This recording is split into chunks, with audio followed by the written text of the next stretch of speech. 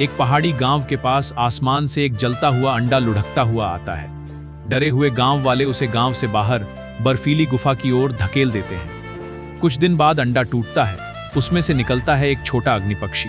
अचानक गांव में भयानक ठंड पड़ती है, बर्फ हर चीज को ढक लेती है, लोग कांपने लगते हैं। तभी वही अग्निपक्षी लौटता है।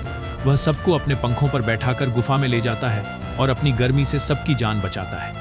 सुबह सब बच जाते हैं, लेकिन अग्निपक्षी रो रहा होता है, क्योंकि जिसने ठुकराया उसी को बचाना उसने चुना।